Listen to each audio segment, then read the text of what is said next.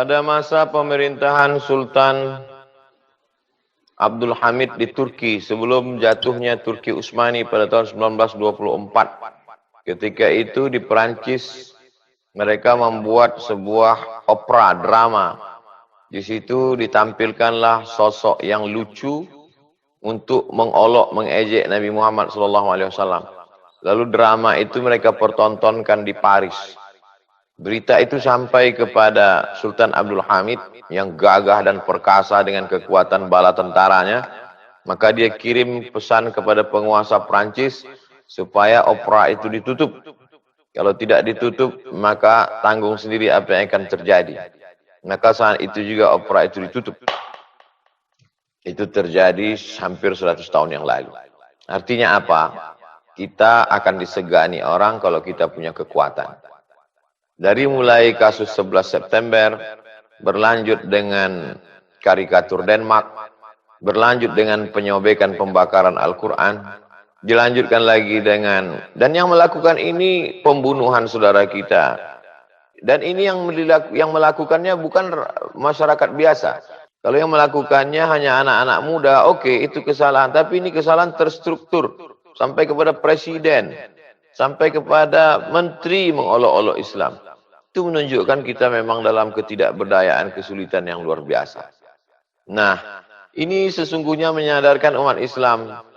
Jangan lupa, Islam itu dulu ketika berada di Afghanistan, ketika datang serangan dari Uni Soviet, semua kekuatan umat Islam bersatu.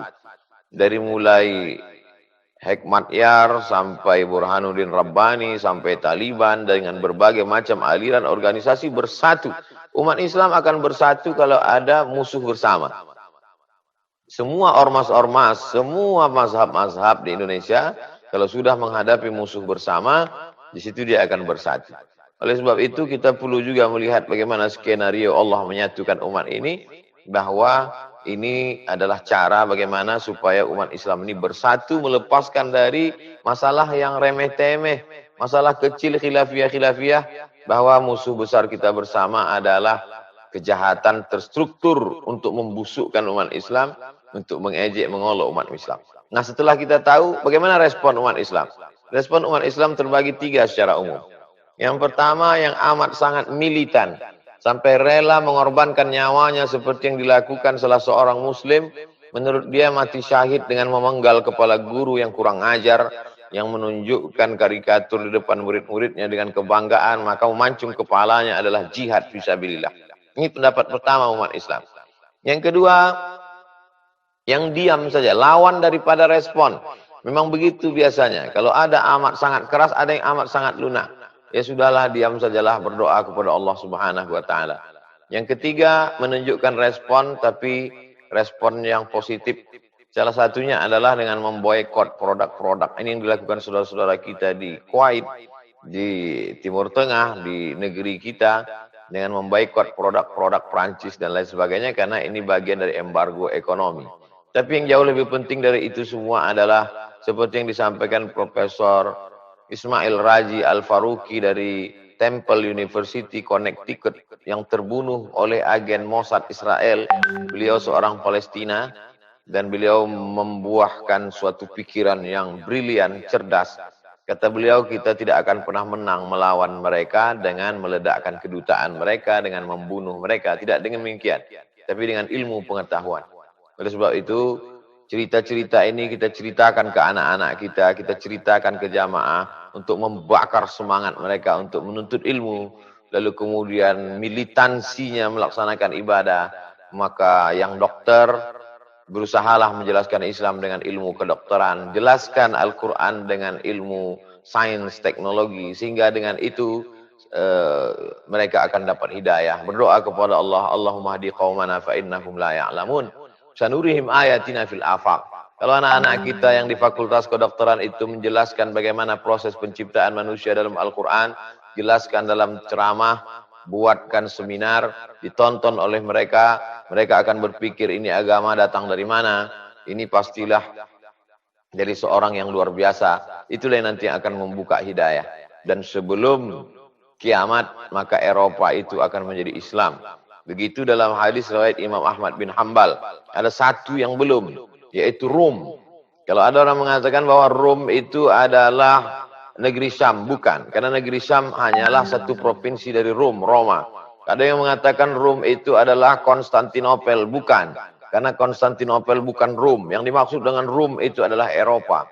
Dan sebelum hari kiamat, Eropa itu akan berkumandang azan, akan berkumandang asma Allah. Ini adalah bagian dari proses menuju itu. Maka dengan ini bersatulah umat-umat Islam. Bersatu. Bernard Lewis sendiri dari seorang pemikir Yahudi, Bernard Lewis sendiri memprediksi bahwa Eropa itu akan Islam. Dengan prediksi 3 analisa. Yang pertama bahwa imigran Muslim datang dari Tunisia, Aljazair, Maroko akan memenuhi Spanyol dan Portugis, Spanyol dengan Prancis. Itu akan diisi oleh 3 imigran. Kemudian India, Pakistan, Bangladesh akan mengisi Inggris. Kemudian Turki akan mengisi Jerman. Maka kalau sudah Spanyol, Inggris, Jerman, Prancis diisi Muslim, maka negeri-negeri yang kecil itu mengikut. Termasuklah Indonesia, bahkan punya masjid di beberapa kota di Eropa, maka sesungguhnya Islam akan masuk dengan cara damai, bukan dengan pedang, bukan dengan peperangan, bukan dengan kekerasan, tapi dengan pintu hidayah. Dan saya percaya itu. Teori dari Bernard Lewis itulah yang membuatkan sebuah ketakutan yang disebut dengan Islamophobia. Pertama, imigrasi, perpindahan migran umat Islam ke Eropa yang begitu besar. Belum ditambah lagi kasus-kasus di Timur Tengah, dari mulai konflik di Sudan, konflik di negeri Syam, Palestina, Suriah, membuat ledakan besar ke Eropa. Yang kedua adalah mereka punah disebabkan LGBT karena tidak menikah, homoseksual. Sedangkan umat Islam diajarkan tazawwajul walud al-wadud. Jangan menikah banyak anak, kamu nanti akan dibanggakan Nabi di padang mahsyar. Dan yang ketiga adalah janji Allah. Dan Allah kalau sudah berjanji, innaka la tukhliful mi'ad. Jadi Islamophobia yang dihadapi hari ini, itu adalah buah dari pemikiran mereka sendiri. Di antara pemikir besarnya adalah Samuel Huntington dengan Clash Civilization, benturan peradaban, dan Bernard Lewis yang memprediksikan bahwa Eropa itu akan Islam. Demikian, wallahu a'lam.